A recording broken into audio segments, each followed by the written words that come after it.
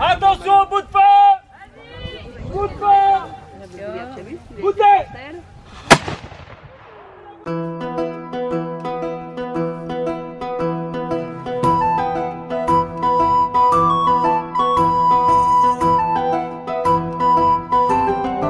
Bonjour, c'est Amélie du blog Famille Épanouie. Aujourd'hui, nous sommes au château du Plessis-Bourré qui se trouve juste derrière moi. C'est à Écueillé en Anjou et on assiste à une vraie fête médiévale. C'est super sympa. Il y a de vraies joutes de chevaliers.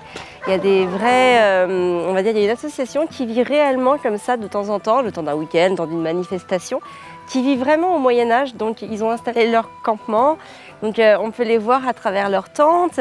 C'est super. Ils cuisinent de manière traditionnelle comme au Moyen-Âge. Ils utilisent des ingrédients que l'on trouvait au Moyen-Âge. Et puis surtout, ils transmettent leur savoir. Et du coup, c'est une grande source d'enseignement pour nous. C'est très ludique.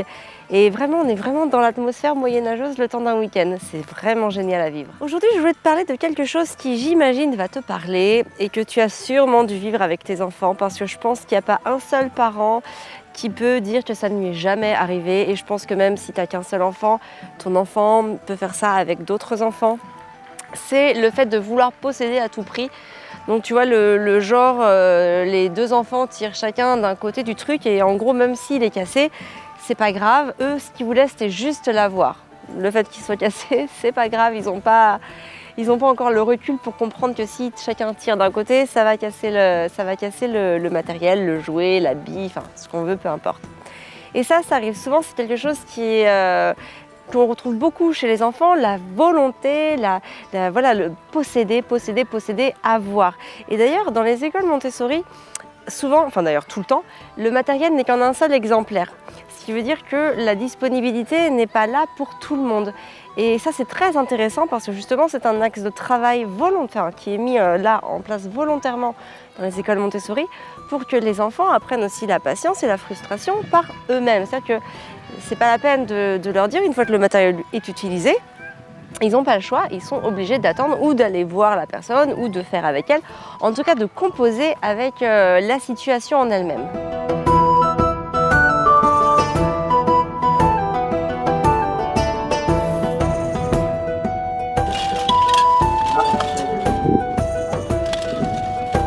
À la maison, nous, on a voulu exactement refaire ça aussi, c'est-à-dire que je n'achète absolument jamais rien en double. Je n'achète, alors évidemment, il y a des choses que j'achète de manière, des couteaux, des fourchettes, je les achète le plus neutre possible pour pas qu'on retrouve, moi je veux le rouge, moi je veux le vert, moi je veux le bleu, etc. Donc tout le monde a les mêmes, c'est très neutre. Mais en tout cas, au niveau du matériel, au niveau des jeux, des jouets, des livres, je ne les achète évidemment qu'en un seul exemplaire et c'est une grande volonté de notre part. Parce que c'est épuisant pour un parent de devoir gérer les conflits, notamment entre frères et sœurs, où ils veulent absolument avoir le même objet. Et en fait, ça, on arrive à la maison, on travaille sur plusieurs choses. La première, ça vaut pour tout l'ensemble Montessori, tous ceux qui suivent la philosophie Montessori, c'est de préparer une ambiance qui soit propice au développement de l'enfant et que l'enfant se sente poussé par le matériel, par différents matériels, plutôt que par la volonté de posséder à tout prix. Et ça, en créant une ambiance propice et favorable, on arrive au fil du temps, ça ne se fait pas en une fois, ça ne se fait pas en une semaine, ça ne se fait pas en un jour, c'est au fil du temps que l'enfant va acquérir cette volonté en lui pour aller vers le matériel, pour pouvoir apprendre, pour pouvoir manipuler, pour utiliser et aussi pour apprendre à s'harmoniser avec son environnement, donc avec d'autres enfants s'il y a d'autres enfants, avec ses parents et avec le matériel en lui-même. Et ça, je pense que c'est vraiment un grand travail. En tout cas, moi, j'y travaille énormément. C'est créer une ambiance favorable pour les enfants, que ce soit beau, que ce soit harmonieux. Moi, je préfère avoir moins de choses, mais vraiment beaucoup moins de choses. Par contre, j'aime bien quand tout s'harmonise. Alors, on n'est pas obligé de prendre tout pareil, c'est pas ça que je veux dire. Ce que je veux dire, c'est que j'aime bien quand tout va ensemble, que le tout forme un ensemble homogène, même s'il y a des petites pièces plus vieilles, d'autres plus modernes. Ça dépend des styles, il faut trouver son petit truc et créer une atmosphère propice au développement de l'enfant et que naisse chez lui la volonté d'aller évoluer dans son ambiance. La deuxième chose, c'est qu'évidemment, en tant que parent, il faut être là en permanence, les observer et voir évidemment comment ça se passe. On ne laisse pas un enfant en détresse, mais on n'intervient pas non plus tout de suite. Parce que c'est important de pouvoir laisser les enfants s'affirmer par eux-mêmes, affirmer voilà, leur volonté. C'était le sujet d'ailleurs d'une de mes dernières vidéos, je te remettrai le lien si tu l'as loupé, sur la prise de pouvoir. Eh bien voilà, entre enfants, il s'envoie énormément de codes. Donc le problème, c'est aussi à chaque fois on intervient, on casse ces codes. Et du coup, les enfants n'ont plus le loisir d'apprendre ensemble par eux-mêmes, puisque l'adulte intervient. Et du coup, quand la situation va se reproduire à un autre moment, l'enfant risque d'attendre tout simplement que son parent intervienne, parce qu'il n'aura pas été habitué à recevoir ces codes et à y répondre, en fait, à envoyer des signaux de réponse également.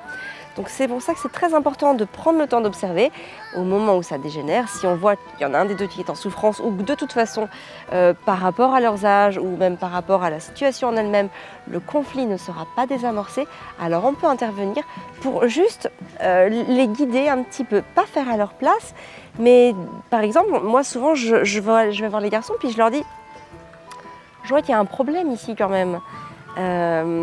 Voilà, donc du coup, ça nécessite à parler, évidemment. Alors souvent c'est Arthur qui va me parler, qui va me dire quelque chose. Et alors je lui demande, mais alors, comment est-ce qu'on pourrait faire pour que vous soyez tous les deux contents? Ou qu'est-ce que tu proposes, toi? Ou des choses comme ça. Enfin, le but, c'est de l'amener à réfléchir par lui-même déjà, et puis de l'amener à aller vers une solution. Et puis, au final, plus on fait ça, et ben, en grandissant, il va garder ce réflexe. Et il va garder le réflexe de se dire, bon, ok, là, il y a un conflit, on va essayer de le gérer autrement. Et je pense que même dans sa vie d'adulte, c'est des automatismes qui resteront en lui. Et donc, ça fera peut-être aussi un adulte plus pacifique et plus diplomate aussi. En tout cas, je l'espère. Mais ça, j'ai pas encore le recul, évidemment, pour en parler. Mais en tout cas, c'est vraiment le fond de la pensée. C'est vraiment de désamorcer un conflit sans le désamorcer par soi-même, mais le faire, se positionner en aide pour désamorcer un conflit.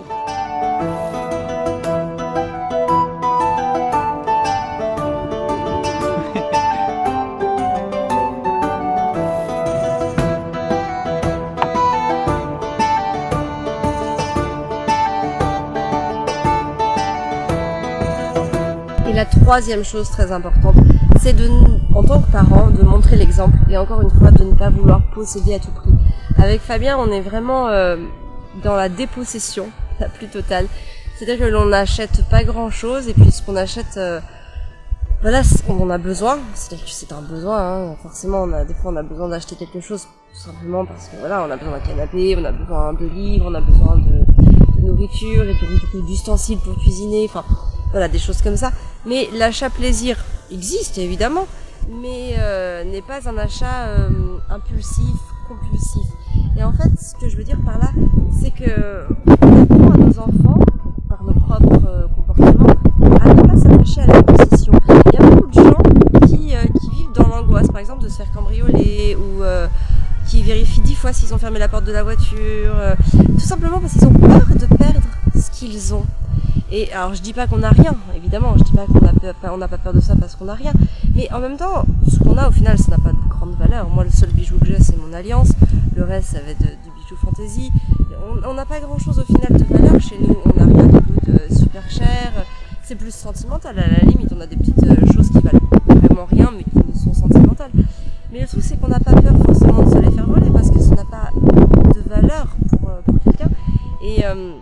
Et donc voilà, l'idée c'est vraiment de montrer à l'enfant l'exemple pour ne pas vouloir à tout prix posséder les choses. Et que la vraie possession, elle est dans le cœur et dans ce qu'on va donner, offrir aux autres. Et c'est ça qu'on leur apprend énormément, c'est plus on donne, plus on offre, plus on reçoit. Alors, on ne fait pas dans ce sens-là, on donne pas, on n'offre pas pour recevoir. Mais il faut que ça vienne, il faut que ça soit naturel. Donner, c'est aussi se faire plaisir. Quand on donne quelque chose, quand on offre quelque chose, on se fait plaisir. D'ailleurs, je vais te donner un exemple tout bête, mais si tu fais un cadeau à quelqu'un, tu le fais souvent par rapport à tes propres désirs, par rapport à tes propres idées.